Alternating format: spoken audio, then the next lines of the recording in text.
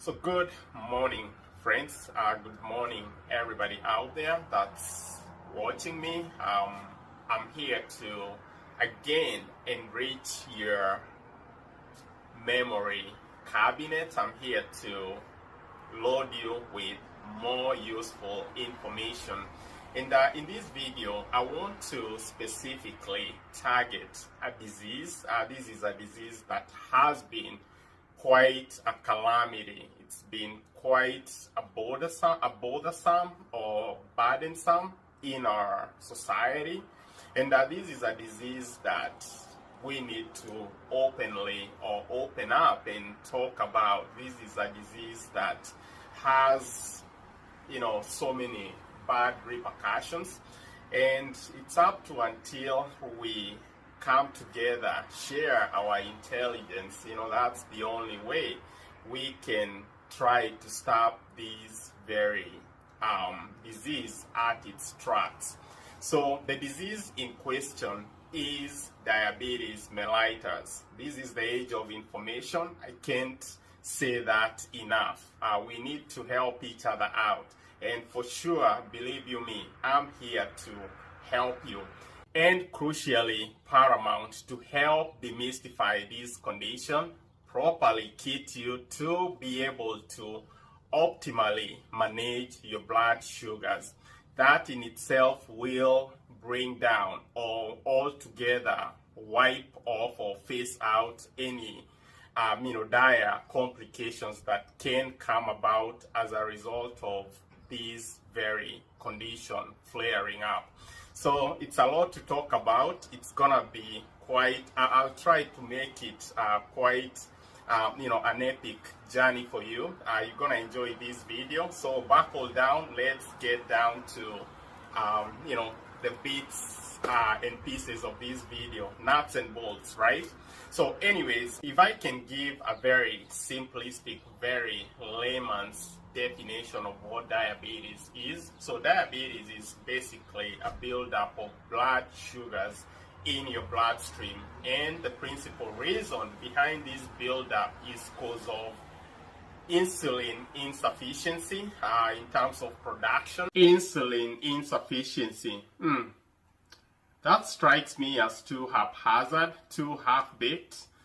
In keeping with my initial word, I'm not here to scratch surfaces. I'm here to load you up with the real deal. So think of insulin hormone as the key driver that helps open up a cell membrane for the passage of these glucose molecules to access the energy producing centers.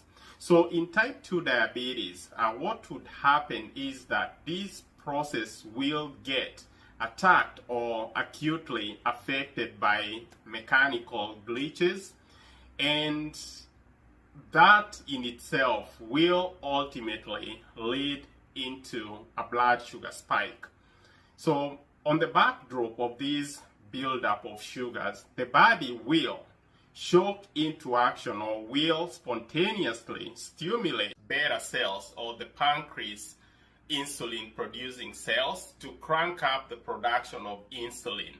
Over time, these cells will tend to get overworked, and you can imagine just a literal case whereby anything has been pushed into overdrive, it's susceptible to blowing its gasket. So over time, these cells will get damaged, academically actually damaged. So just to keep this simple and more discernible, a healthy, well-balanced homeostatic matrix or environment, insulin will produce in the pancreatic gland.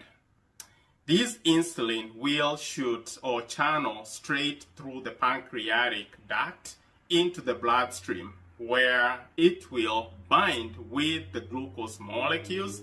Therefore, glucose will find its way into the body cells to power them up, and that's basically what would give you the energy to be able to function. However, there is a wide array of reasons as to why these B cells, these beta cells, can become malfunctional. And some of these reasons are worth mentioning. The number one reason is autoimmune disorders. These are disorders that will throw a huge wrench into your body communication system, leading or misleading the immune system into targeting these B cells, hence affecting their functionality. Secondly, you have conditions such as the viral-induced conditions. These are conditions that are chiefly caused by viruses. Some viruses can be very vicious, and they can tend to target the liver, they can tend to target the pancreas, hence literally causing these cells to become unfunctional. Thirdly, we have other issues that hover around environmental factors, geographic factors, and genetic factors. Some unhealthy life habits such as smoking, alcohol consumption, and last but not least, predispositions such as obesity. So moving on, for proper preemptive intervention of this condition, you might want to be keen, you might want to be on the lookout for some of these onset symptoms, because these will help with the timely management of diabetes, hence deterring or hence prevention of any life-related complications. So some of these symptoms include, the list can be very wide, but I'll try to mention the most typical, the most common ones.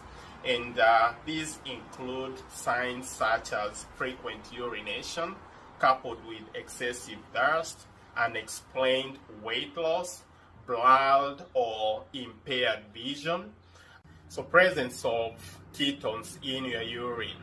So if I can elaborate a bit further, ketones are byproducts of muscle breakdown or fat breakdown. So when ketone molecules are present in your urine, that's very key, because a healthcare provider will immediately requisition a urinalysis, or what most people would call a urine culture, to ascertain if diabetes is a potential situation in this particular case. And lastly, to wrap up the list, is slow healing sores.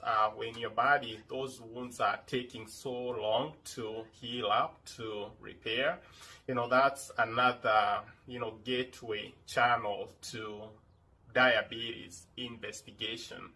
So moving on, let's look at some of the treatments that we can employ, some of the treatments that can be used to keep diabetes at bay, to give a diabetic patient quality of life and lifespan longevity.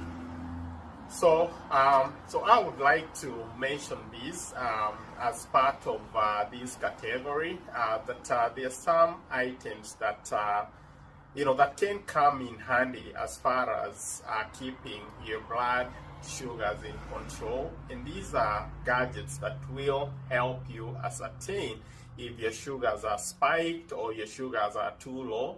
And this is an item called blood glucose meter or blood glucose monitor. You need to get yourself that and periodically keep checking up your blood sugars, record them down, and by so doing you can keep track and when to appropriately medicate yourself with insulin. We have different types, different kinds of insulin out there. The long-acting insulin, there are regular insulin, intermediate insulin, and the rapid insulin. So talk to your medical provider. He's gonna look at your numbers, see where you can appropriately be fitting.